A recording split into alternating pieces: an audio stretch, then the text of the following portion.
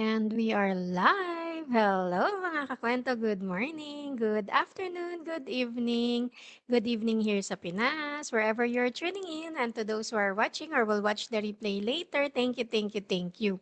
Welcome back to another episode of Kape at Kwento, Kwentong Pagbabago, where we keep it real for life, change and growth, one coffee at a time. Ako po si Lori, a former OFW, a mother of two, the face behind Life with Lair business page, and now a proud digital business owner. So, kamusta po kayong lahat?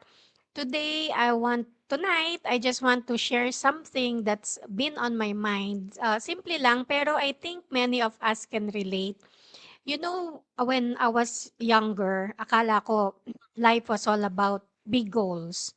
Yung graduate ka, mag-get a job, earn money, buy a house, lahat ng mga yon.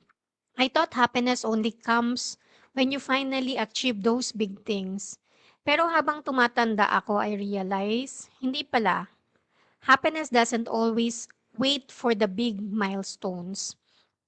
Most of the time, it's hiding in the small, ordinary moments.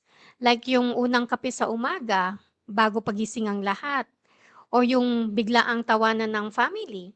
O yung nagpiknik ka kasama yung mahal mo.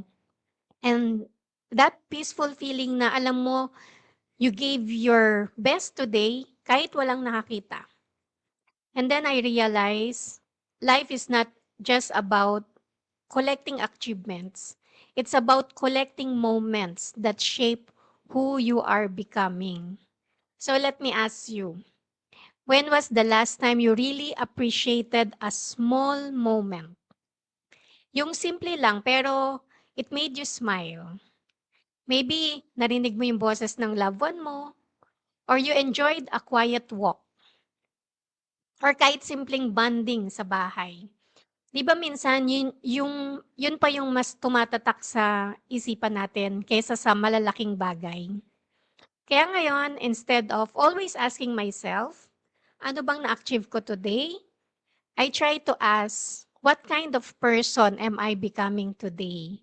Kasi at the end of the day, people might forget our titles or trophies, pero they will always remember how we made them feel, the person we became along the way.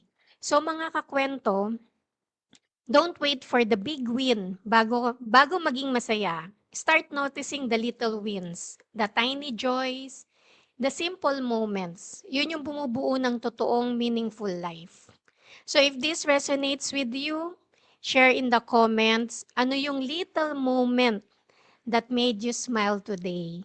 So, gusto ko marinig yung kwento nyo. So, stay grateful, stay present, and remember, life is happening now.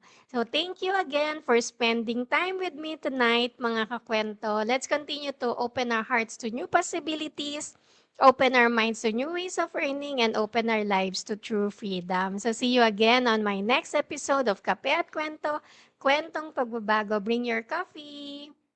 Bring your dreams and let's talk change. Let's continue to earn smart and live free and grow into the person God created us to be. So if you're curious about the business and you want to learn more, please direct message me or sign up on my website at www.loriramos.com and I will send you the link for the free info session. Good night and God bless us all. Bye-bye.